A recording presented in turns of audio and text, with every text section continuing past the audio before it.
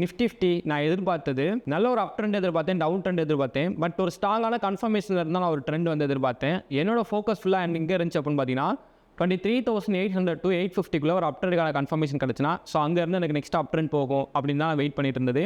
Morning ஒரு செல் entry அது நல்லாவே தான் மூவ் ஆச்சு. ஸோ உங்களுக்கு கொடுத்தது ட்ரைலிங் அடிச்சு அதுக்கப்புறம் ஒரு பெருசாக வந்து ஒரு அப் ட்ரெண்டே நம்மளுக்கு கன்ஃபர்மேஷன் ஆகலை. ஃபுல்லாக அதுக்கப்புறம் மார்க்கெட் வந்து ஒரு ரீட்ரெஸ் பண்ணிவிட்டு டவுன் ட்ரெண்டில் தான் வந்து கம்ப்ளீட் ஆயிருக்கு. சில பேர் எக்ஸ்பெக்ட் பண்ணுறீங்க. ஸோ உங்களோட எக்ஸ்பெக்டேஷனுக்கான ஒரு ரீசன் சொல்கிறேன். உங்களோட கொஸ்டின் என்னவாக இருக்குது அப்படின்னு பார்த்தீங்கன்னா இந்த அனலிஸ்ட் வீடியோ எதுக்காக நம்ம போடுறோம் அப்படிங்கிற கொஸ்டின் வந்து உங்கள்கிட்ட இருக்குது. ஏன்னா இதோட டேரக்ஷன் வந்து உங்களுக்கு சேஞ்சஸ் வந்து கண்டிப்பாக இருக்கும். இது ஒன்லி ஃபார் 60% மட்டும்தான். மீதி இருக்கக்கூடிய 40% வந்து லைவ் மார்க்கெட்டை பேஸ் பண்ணலாம். ஏன்னா நிறையா ஃபண்டமெண்டல் அப்புறம் நிறையா பேர்த்தோட சைக்காலஜி ஒரு இன்வெஸ்டர் எந்த இடத்துல வந்து பர்ச்சேஸ் பண்ணுவான், எங்கே சேல் பண்ணுவாங்கிறத மட்டும்தான் ப்ரீவியஸ் ட்ரெண்டை வந்து வச்சு நம்ம அனலைஸ் பண்ணுறோம். இதுலேயே நம்ம டேரக்ஷன் சொல்கிறோம் அப்படின்னா இந்த டேரக்ஷனை நீங்கள் எக்ஸாக்டாக எதிர்பார்க்குறீங்க. இங்கே மார்க்கெட்டில் வந்து துல்லியமாக வந்து கணிக்க முடியாது, தோராயமாக மட்டும்தான் கணிக்க முடியும். ஒரு என்ட்ரியை வந்து வேணால் நான் வந்து எக்ஸாக்டாக எடுக்க முடியும். அதுக்கு நான் பேக்வேர்டாக எஸ்எல் வந்து கண்டிப்பாக யூஸ் பண்ணதே ஆகணும். சரிங்களா? நான் 98% அக்யூரஸியாக நம்பி நான் என்ட்ரி எடுத்தனாலும் அது வந்து எனக்கு டார்கெட் பாயிண்ட் தான் அடிக்குமானா 2% வந்து அதுக்கான பாசிபிலிட்டிஸ் கிடையவே கிடையாது. அப்படி எக்ஸாக்டாக கணிக்கிற மாதிரி இருந்துச்சுன்னா ஸோ ஒவ்வொரு டேவும் எக்ஸாக்டாக கணிச்சு இன்னும் நம்மளோட கேபிட்டலில் வந்து ஒவ்வொரு டேவுமே டபுள் பண்ணிட்டு போயிட்டே இருக்கலாம். ஓகேங்களா? ஸோ அப்போ பேக்வார்டில் நம்மளுக்கு 2% கன்ஃபர்மேஷன் வந்து ஃபெயிலியராக ஆகிட்டே தான் இருக்கும். இது வந்து நம்மளுக்கு நார்மலாக நடந்துட்டு இருக்கிறது. ஸோ ஓகே, பேசிக்கலி நீங்கள் பார்க்குறீங்க அப்படின்னா எப்போதுமே எக்ஸாக்ட் கணிக்கிற மாதிரி எதிர்பார்க்காதீங்க. லைவ் மார்க்கெட்டில் ஓகே, ஸோ அது பாசிபிலிட்டிஸ் இருக்கும். But previous market only for trend. அந்த ட்ரெண்ட் ஒன்ஸ் சேஞ்ச் ஆகுது அப்படின்னா என்னோட என்ட்ரி நான் சேஞ்ச் ஆகணும். அது கரண்ட் மார்க்கெட்டில் எனக்கு சேஞ்ச் பண்ணுச்சுன்னா நான் சேஞ்ச் பண்ணி தான் ஆகணும். இன்றைக்கி 850 வந்து எனக்கு கன்ஃபர்மேஷன் கிடைக்கும் நான் எதிர்பார்த்தேன், கன்ஃபர்மேஷன் கிடைக்கல, ஃபெயிலியர். அப்போ நான் அங்கே சேஞ்ச் பண்ணி தான் ஆகணும். கன்ஃபர்மேஷன் கிடைச்சா தான் நம்ம என்ட்ரு ஆகணும். அப்புறம் நெக்ஸ்ட்டு பார்த்தீங்கன்னா யூடியூப்லாம் சில பேர் என்ட்ரின்னு கேட்குறீங்க. எதுக்கு இவ்வளோ என்ட்ரிஸ் கேட்குறீங்கன்னு தெரியல. எமோஷனலி எவ்வளோ என்ட்ரி வேணால் கொடுக்கலாங்க. ஒரு கேண்டில் இங்கிட்டு திரும்பினா இங்கிட்ட ஒரு என்ட்ரி, அங்கிட்டு திரும்பினா அங்கிட்ட ஒரு என்ட்ரி. ஸோ என்ட்ரிஸ் நிறையா ப்ரொவைட் பண்ணலாம். டேரக்ஷன் பேஸு மேக்ஸிமம் எனக்கு பர் டே 4 என்ட்ரிஸ் தான் கிடைக்கும். இந்த தான் டேரக்ஷன் பேஸ்டு கிடைக்கணும். எமோஷனலி எவ்வளோ என்ட்ரிஸ் வேணால் எடுக்கலாம். பட் டேரக்ஷன் பேஸ்டு மினிமம் ஒரு என்ட்ரி கண்டிப்பாக கிடைக்கும். இதை ஃபோக்கஸ் பண்ணி தான் போயிட்டுருக்கு. ஓகே, நான் உள்ள பாயிண்ட்டில் வந்துடுறேன். ஸோ நம்ம வெனஸ்டேக்கான நிஃப்டி 50 அனாலிசிஸில் நம்மளோட டேரக்ஷன் நிஃப்டி நம்மளுக்கு இன்னமும் டவுன் ட்ரெண்டுக்கான ஒரு பாசிபிலிட்டிஸில் திரும்பி இருக்குது. இந்த ஹையை நம்மளுக்கு பிரேக் பண்ணவே இல்லை. There are 2 confirmation. ஒரு ரீட்ரெஸ்ட் எடுத்துகிட்டு அப் ட்ரெண்ட் போகணும். இல்லைனா அந்த ரீட்ரெஸ்ட் பாயிண்ட் எனக்கு பிரேக் பண்ணிச்சு அப்படின்னா நிஃப்டி நெக்ஸ்ட்டு 21,000 வரணும். இதுக்கு ஃபண்டமெண்டல் எல்லாமே ஸ்ட்ராங்காக இருக்குது. ஸோ அப்போ வந்து நம்மளுக்கு 21,000 வரதுக்கான சான்ஸ் இல்லை.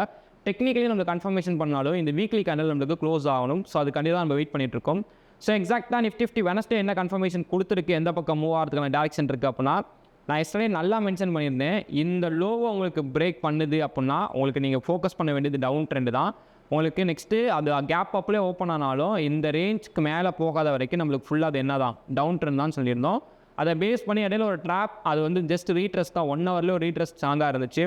அதுக்கப்புறம் ஃபுல்லாக அங்கேங்க நம்மளுக்கு என்ன ஆச்சு, ஃபுல்லாக டவுன் ட்ரெண்டு தான். 800 to 850 ஒரு அப் ட்ரெண்ட் எதிர்பார்த்தேன். ஃபோக்கஸ் வந்து இருந்துச்சு. பட் கன்ஃபர்மேஷன் எல்லாம் ஃபுல்லாக செல் ஆகி ரெடியாக நிற்கிது. என்னோடய ஃபோக்கஸ் இப்போ எப்படி இருக்குது அப்படின்னு பார்த்தீங்கன்னா இப்போ இருக்கிறது நல்ல ஒரு குரூஷியல் ஏரியா தான், ஒன்றும் பிரச்சனையே கிடையாது. ஸோ இந்த குரூஷியல் ஏரியா வந்து 24,613 வரைக்கும் வரணும். ஓகேங்களா? நாளைக்கு வந்து எனக்கு கேப் அப்பில் ஓப்பன் ஆகிற ஒரு சுச்சுவேஷன் இருக்குது.